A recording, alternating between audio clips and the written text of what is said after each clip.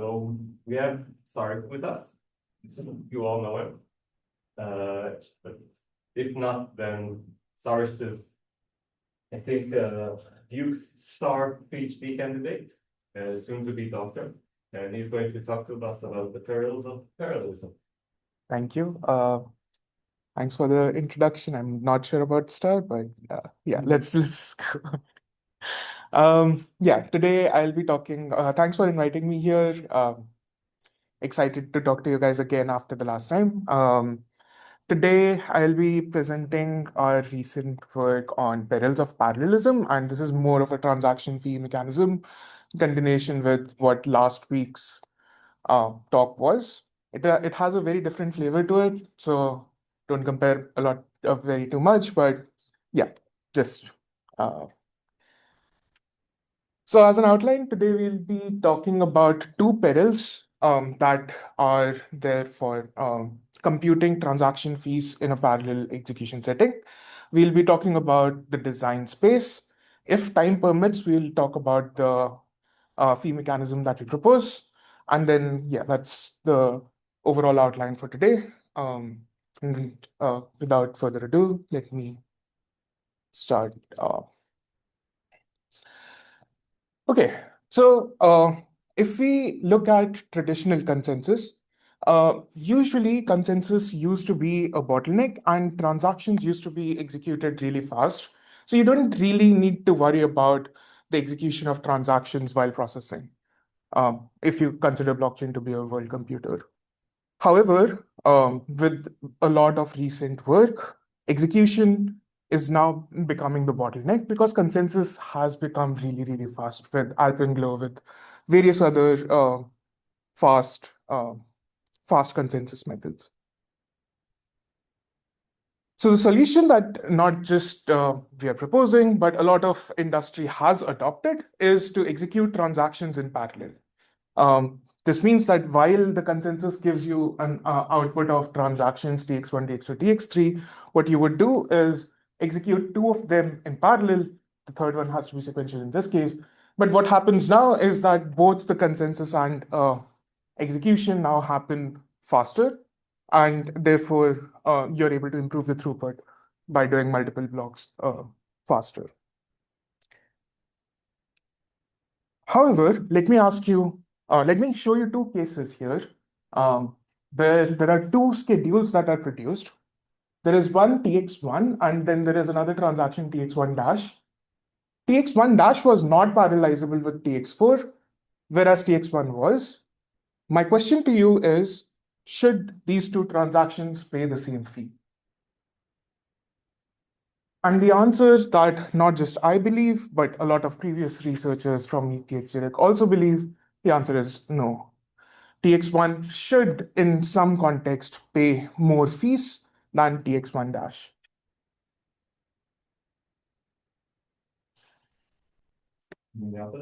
Sorry? More, you said more? Oh, sorry. TX1 should pay less fees than TX1 dash. Sorry. Sorry. Thanks for that.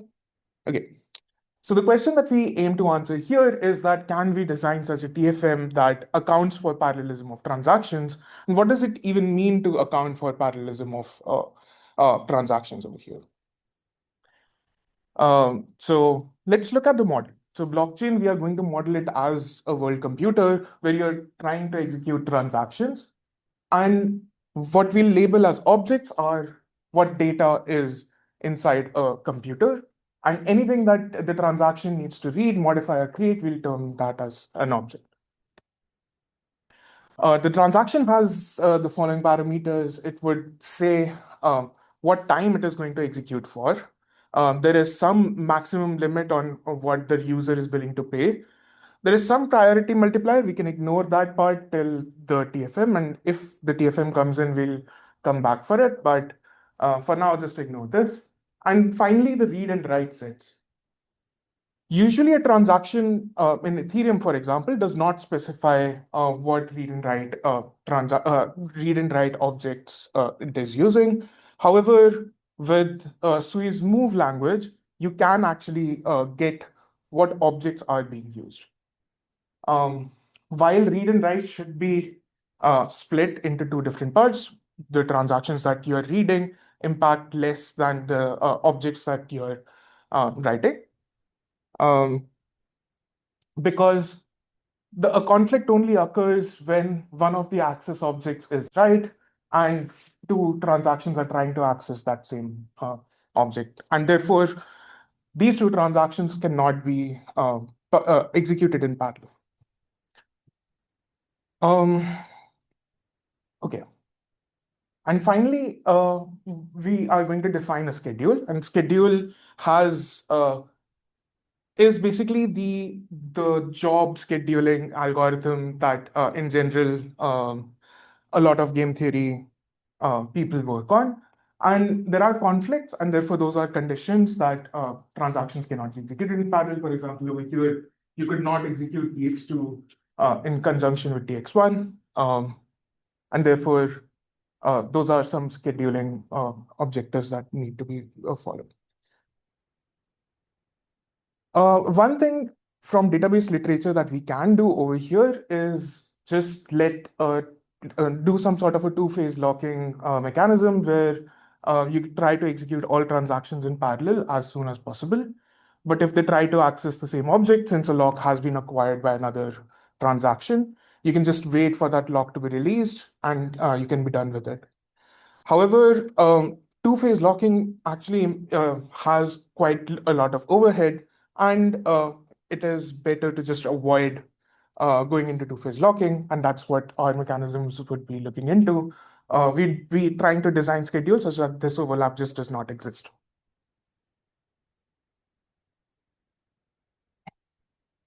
So this schedule, we'll assume, is made by a scheduler.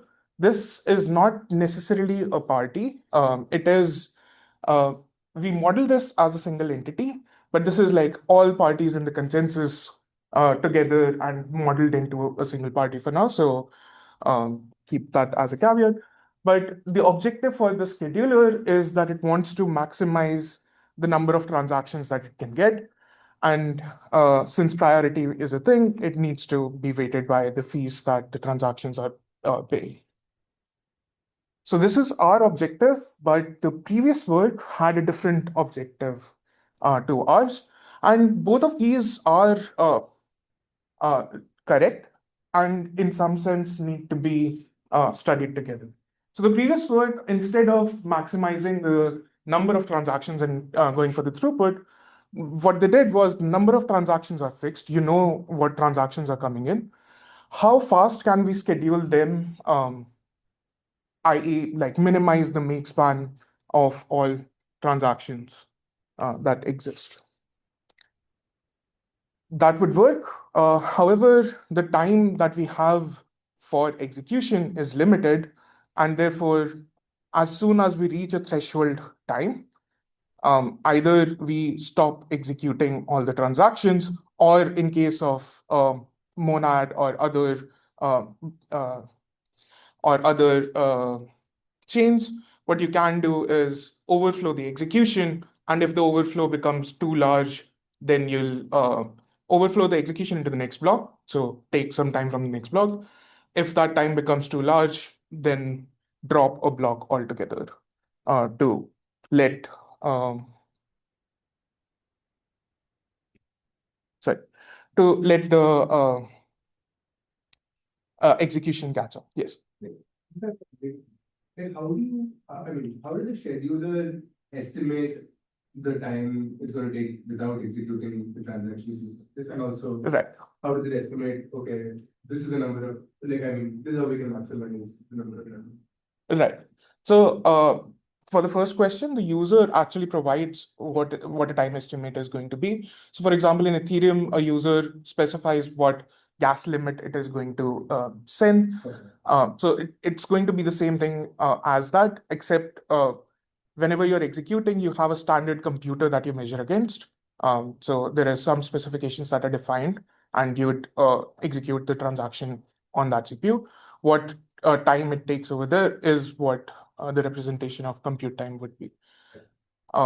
If the user cheat and say that, this is going to take some, X amount of time, but it actually takes X plus so much number of time. Right. So if that happens, the transaction would execute for X time by each scheduler.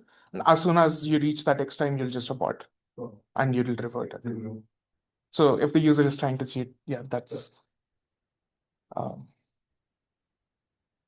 what was the second part of the question? Could you repeat? the other, and how do you estimate, or how do you, I guess, optimize to maximize the number of transactions? Right. So optimization of this is like a dual knapsack with a lot of constraints. It is an NP-hard problem. One of the things that we show in our paper is that this is really hard to compute.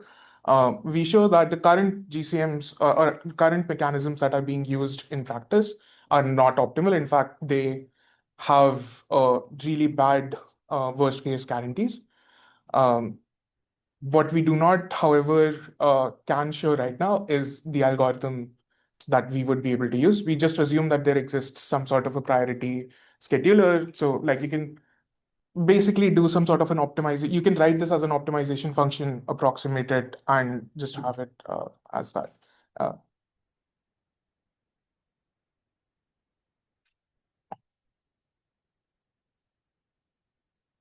so without further ado, let's go into the first peril, which is shill transactions. The previous work, as I mentioned, was trying to minimize the time taken to execute all transactions. And to do that, they were heavily dependent on the make span of the transaction. Consider a case like what we had for TX1 dash earlier, where TX1 was not parallelizable. And what that made was that the schedule had a larger make span than what was desired for TX1. What a strategic user can do is add a fake transaction that does absolutely nothing. It is just executing in parallel to TX1, but the fee paid now by TX1 plus, sorry, this should be TX7, is now lower. So by adding a transaction, you were able to reduce the total fee that you were paying, and such an attack is called a shill attack. Now, you might be thinking that this would be very rare to see in practice, but let's see an example of how this works in the previous world. Let's look at Shapley GC.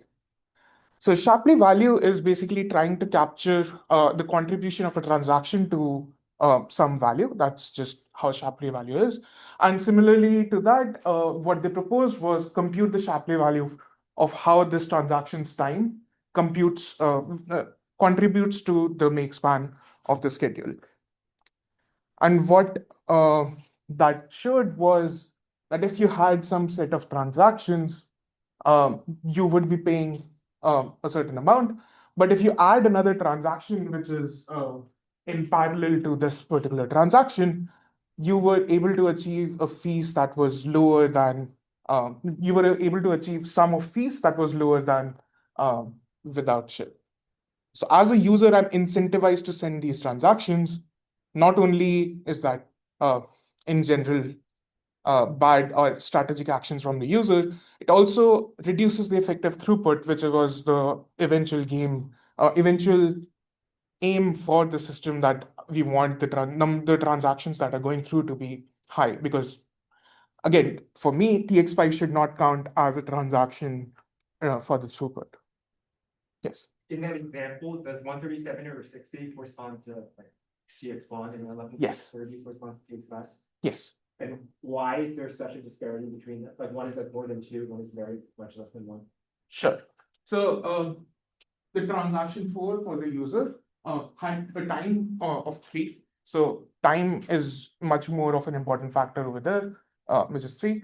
Whereas for the shill transaction, the time was only 1. Oh. So it's basically like 1/3 of that.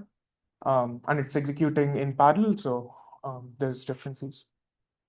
I don't understand why this is like that. Like, how do you distinguish between an honest transaction that is in place? Yes, so it's not distinguishable. So TX5 and TX4 or any other honest transaction is not distinguishable, which is why we are terming it as like a bad thing for the system, right? Because TX5, it's not really doing anything for the system itself. Like, yes, so if a transaction just happens to be this, users should pay low, but at the same time, would like the user should not inject such a transaction just for the sake of injecting a transaction. Does that make sense? Yeah, but it's still not clear, like you said, it shouldn't count towards throughput, but like, is there a notion of good throughput versus? Yeah, you can think of it as good throughput. We do not compute that. We just don't want this situation to ever arise that such transactions exist in the first place. We don't want the good throughput and throughput to be different, and therefore our mechanisms would be towards that. Can you be also understood as violating some properties where if you have two transactions, you should not be paying less than having one? So it's slightly different from that because let's say I, as a user, have utility for both of these actions, both of these objects, let's say 1 and 2. Sending a single transaction versus sending in two different transactions, both with individually positive utility. The second one should take more, but this is not exactly that because the user's utility is only coming from one part of the transaction. The other part of the transaction was not even contributing to the utility in the first place. So you're saying if user genuinely wants to execute TX5, yeah, this will not be considered an attack. Nonetheless, user is paying lower by sending an extra transaction. Yes. So that is a property that was captured by the previous work. And what we are saying over here is that this is a stronger property than that, as in this property supersedes that property because you can just ignore one of the utility components of the.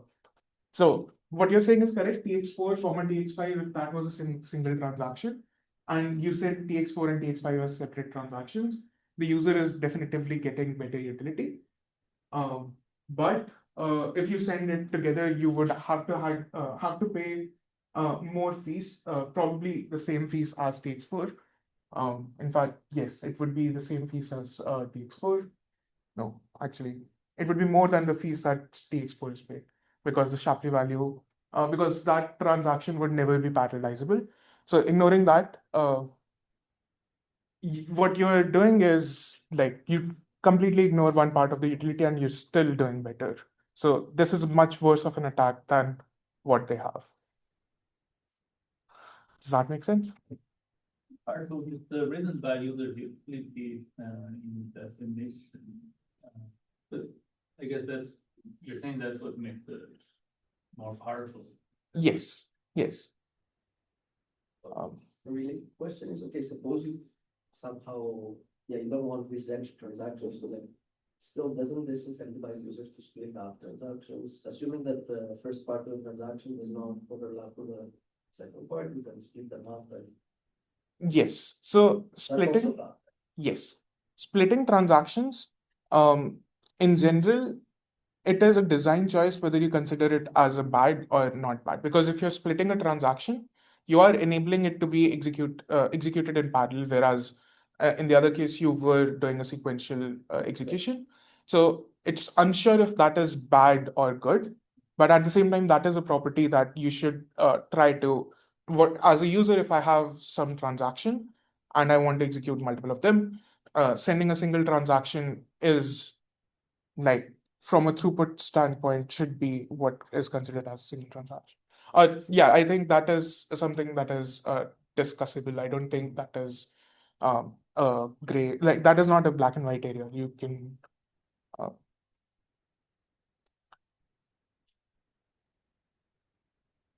but over here, if you are sending in this transaction, which has basically no utility to yourself, you're definitely doing something that's not to the benefit of the system. So you might be thinking that Shapley was the only GCM that could have been attacked by this, but no, there are multiple different GCMs that the previous work proposed, and all of them were more than just the Shapley value was vulnerable to such shill attacks. And you might be noticing that I've added a user term over here because there's another strategy that now the scheduler can take. So in in a schedule where the schedule was heavily packed and TX1 was was parallelizable, what an external party who's getting the revenue from the system can do is add a fake transaction to increase the make span now. So by adding TX7, you were able to expand the whole schedule. You took more time, and therefore the fees that was incurred by each of TX1, TX2, TX5, TX6 increased. So an example of such an attack would be on time proportional make span. So again, the previous work suggested this GCM mechanism. GCM is the same as like a transaction fee mechanism, except it ignores all the priority. Sorry, I should have mentioned this before. But in this particular make span or this particular TPM design, it's easier to see an attack because consider this setup where you had two transactions in parallel, each using 6 compute. And then you add a shell transaction, which is another 6 compute, but it uses both the objects. It's just done sequentially, basically.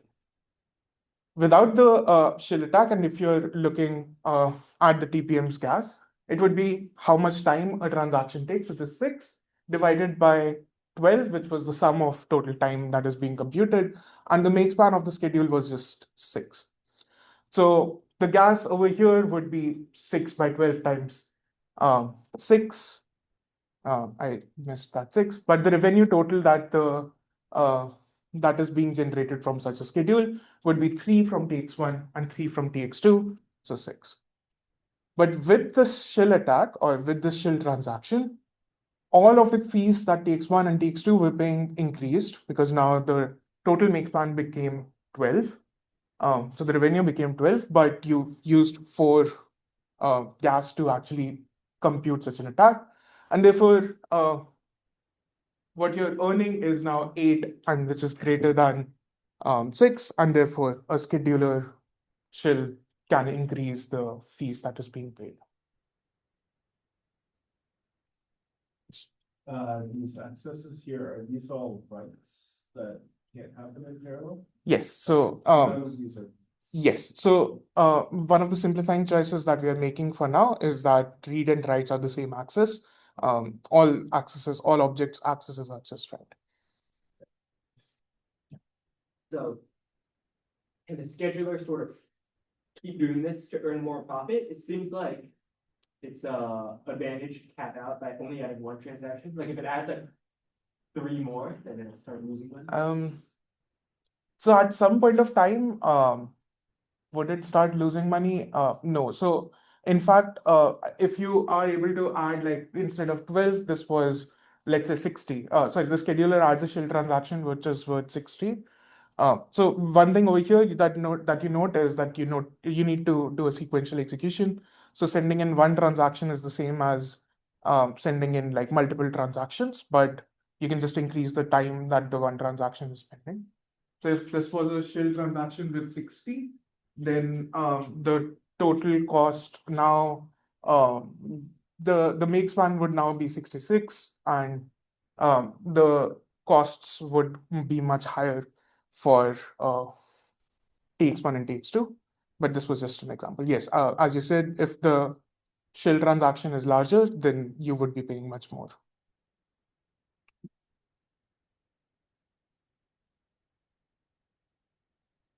And the scheduler shells are actually effective against almost all of the previous work designs.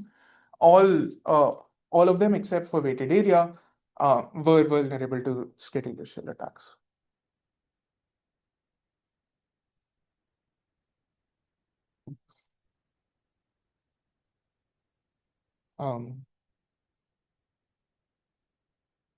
Okay, so shell attacks aside, let's leave that for a second and go into the second peril, which is that transactions do not really have objects that are very specified.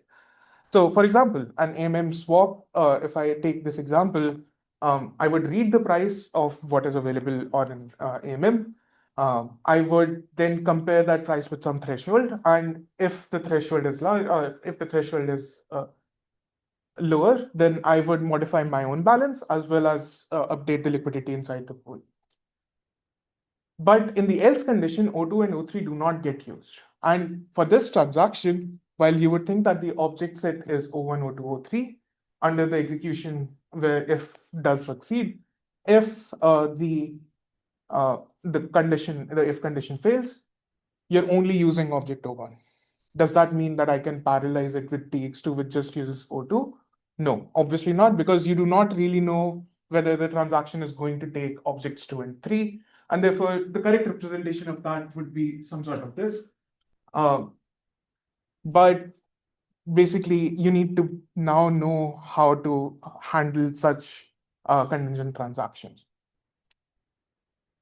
So the question over here now would be, should the user now pay for these objects? So the objects that were not used, O2 and O3, should the user now pay for them?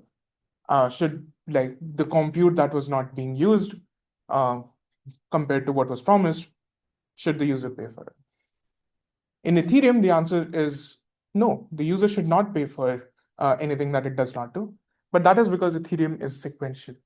And if you look at shell attacks with these contingent transactions, everything is vulnerable. There is no GCM that exists where if you replace the shell attacks, the shell transactions with a contingent shell transaction, you'll just be able to attack basically all of them.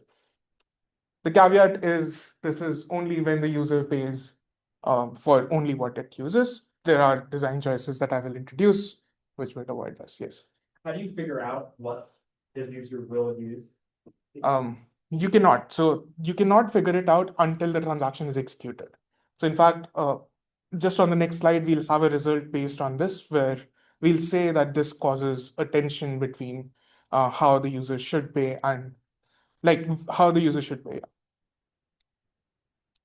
Could we split that one contingent transaction into two separate transactions? One that's just O1, and then if that goes through, then you put out another transaction with O2 and O3? So if you model that as two different transactions, you still need to ensure the sequentiality of that, because if you just execute that as a separate transaction block, then another transaction could be executed in the middle, and that would disrupt the entire process altogether. And if you're executing it sequentially, then there is no reason to split the transaction itself. I see.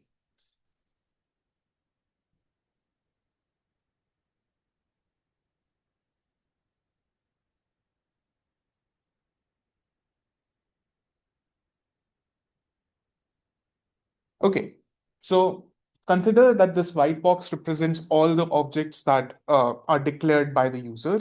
Some of them would be used and some of them would not be used. If the user is only paying for the objects that it is using, this is something we will term as user ideal fee. But the actual fee could be something larger than that. The actual fee that the user is paying could be somewhere higher.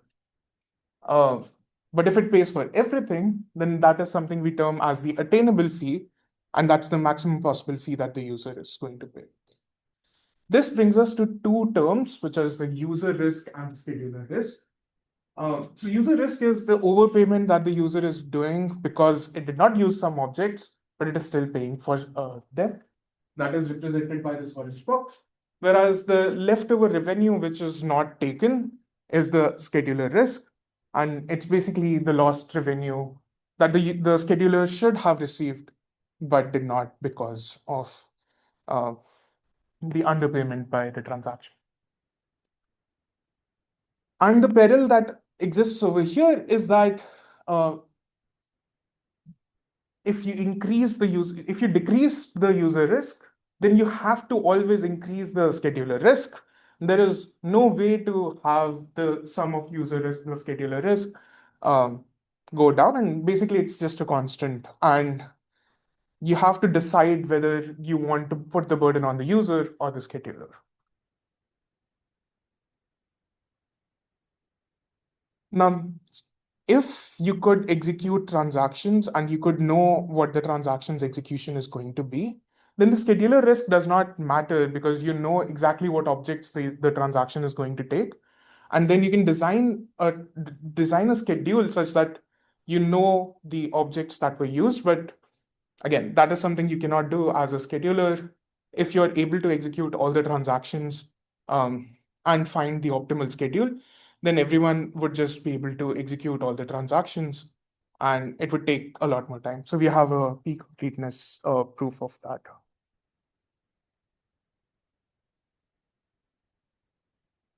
Okay, so this now informs us of the design choices that we need to be making when designing a transaction fee mechanism.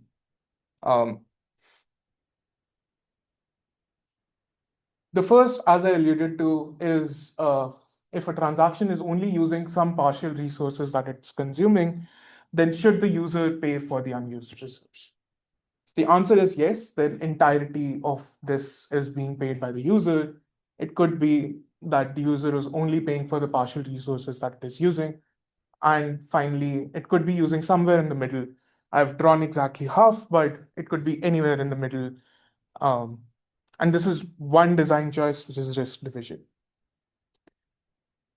The second risk division would be how much fees that you should burn. So the scheduler, when it's receiving the fee, that fee is not necessarily the same as the one that is used that the user is paying.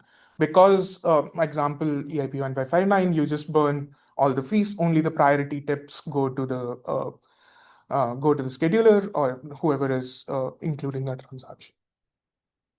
So in the same way, if transaction one is paying some fees, should how much revenue does that generate? If it generates the complete amount, then there is no burn. If it completely does not contribute anything to scheduler's revenue, then it is a full burn. And finally, there's partial burn where you can burn something in the middle. Our modeling choice would be to consider it as a partial burn. We'll consider there is a parameter gamma, which represents how much of the fees should be burned. Note that the scheduler risk and user risk trade-off that I showed previously, if you just do a full burn, scheduler risk is always zero because scheduler never earns any revenue. So you can just make the user only pay for objects. The user risk plus scheduler risk over there would be zero. But that's a corner case that we do not want to get in, and full burn does not exist in our model. And finally, there is the scheduler's dilemma. So when the scheduler is actually trying to develop the schedule, it has choices that it needs to make. Let's say it has choice of including transaction one or transaction two. Now, transaction one is a larger transaction. It can contribute more towards its revenue, but the baseline that it promises to use is very little. So it could be the case in that inverse case, the TX1 just never uses all the resources that it has. And therefore, what should the scheduler choose in such a case? Should it choose TX1 or should it choose TX2? We do not know anything about the probability with which these objects will get used because that is dependent on other transactions in the system. So there is no expected utility that you can find of a transaction. Therefore, you have to make choices optimistically, pessimistically, or somewhere according to your own scheduler like choice. So if you're an optimistic scheduler, you would believe that everyone in the world is just happy, like they'll just use all the objects, and therefore you will prefer TX1 over TX2. Whereas in a pessimistic case, where you would only assume that transactions use the worst case solutions or worst case objects, you would prefer TX2 over TX1. why is it better in this case to use fewer resources? I'm sorry, to use more resources. So if you're using more resources, you're paying more. So it's just a design choice whether now you could schedule both TX1 and TX2, not together, but you could have executed one or the other. But now you're choosing which one to prefer over the other. Yes. So the part of the pie that is not actually used, but maybe needs to be scheduled in advance.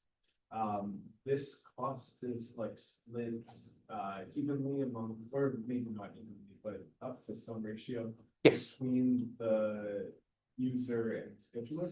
Yes. Okay. So that part would be represented by what we had in the risk division spectrum, where if the transaction is using some particular resources, how much of it would actually contribute towards like the fees. So over here, when I've drawn this as the resource used, the fee paid would be somewhere in the middle, as you mentioned. Right, okay, got it.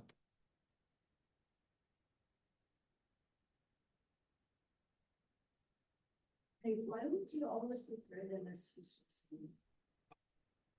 You don't always prefer that. Like it depends on the scheduler type. If the scheduler thinks is a pessimistic scheduler, what it would do is compute the baseline fee that it can get from TX1 and the fee that it can receive from TX2. But since TX1 is almost using none of the resources, the intrinsic assumption that I didn't like specify over here is that the baseline fee for TX1 is less than the attainable fee for TX2.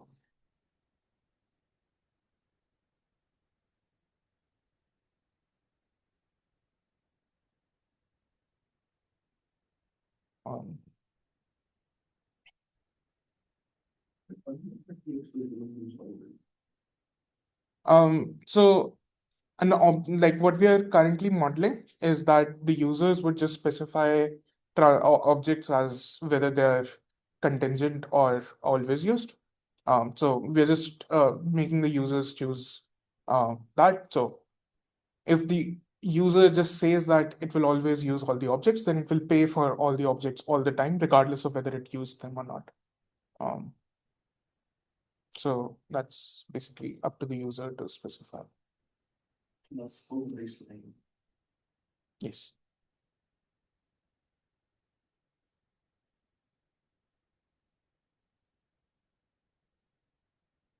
Why wouldn't the users just always say they use very little objects?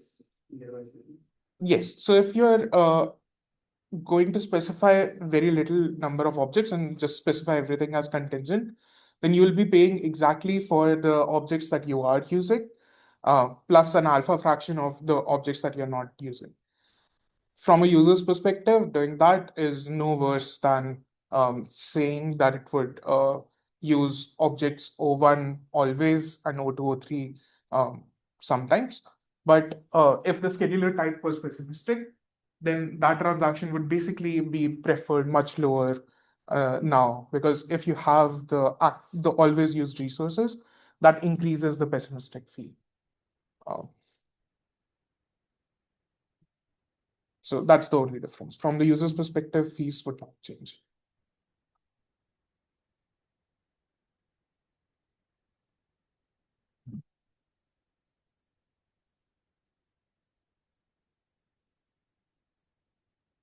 Okay, so based on these design choices, we'll look at the object-weighted TFM, which is a shill-proof TFM.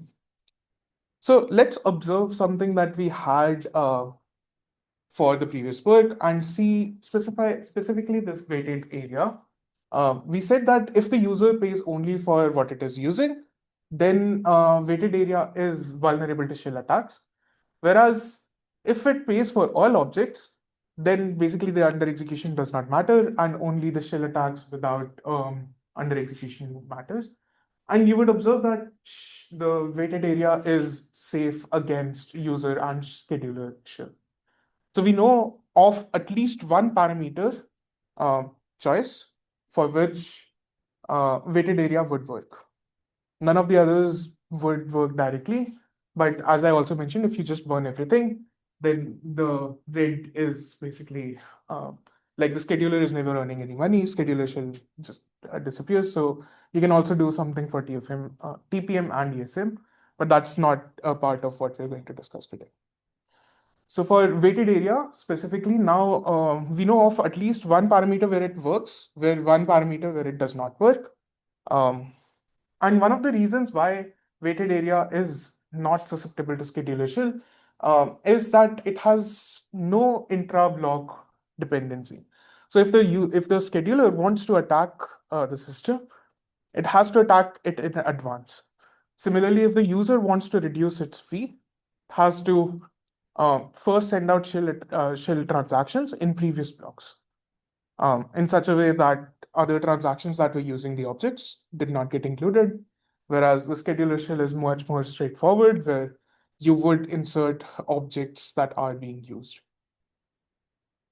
So user shell is basically almost ruled out because of this, because as a user, you would not be able to do the shell attack in advance because other transactions will still just go in, the fees would still be increased.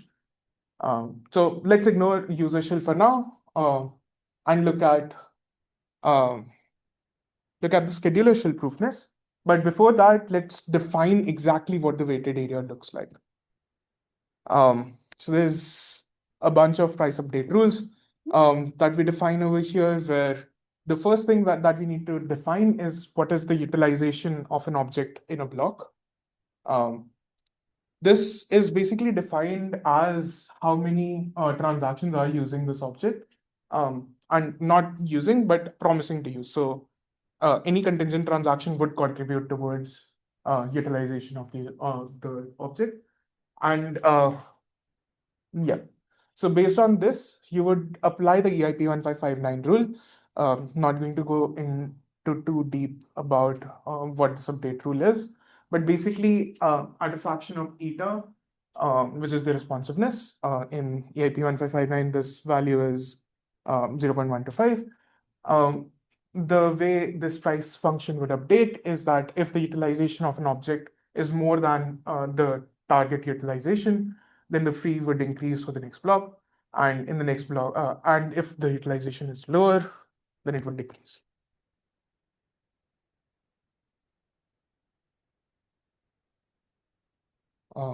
Questions on this? Okay. Right. So now, if we want to look at the scheduler shell proofness of this TFM, we are able to come up with a parameterization that if the value, the risk distribution value alpha is greater than the eta, which was the responsiveness of EIP 1559, times the priority, which I earlier told that we should just ignore. But like basically the average multiplier of how much fees is being paid in each block times how much you're retaining the retaining fees. This would be enough to get shill-proofness. I would not be going into detail about how we derive that because it's just math on what I previously showed. But even seeing that and comparing it to parameters that exist on chain, like I told you that for EIP 1559, 0.125 is a parameter that exists on chain. And gamma, if you look at the current Ethereum numbers, priority tip for Ethereum transactions is roughly 5 times the base fee. So gamma in that case would be 0.8. I did not necessarily use that, but what you can observe from that is that this alpha min, if it exceeds 1, you're just in a bad regime. You cannot have alpha crossing 1. But you really need to burn a lot more fees in parallel transactions and achieve this kind of 0.5 if you want EIP 1559 like responsiveness.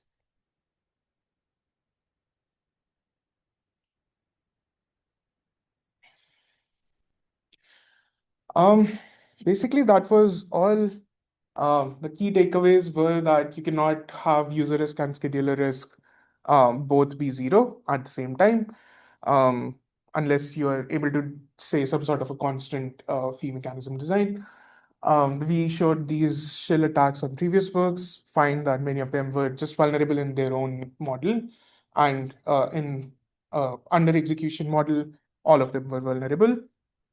We formalized these design choices and showed TFM that breaks the intra-block dependence. Thank you, and yeah.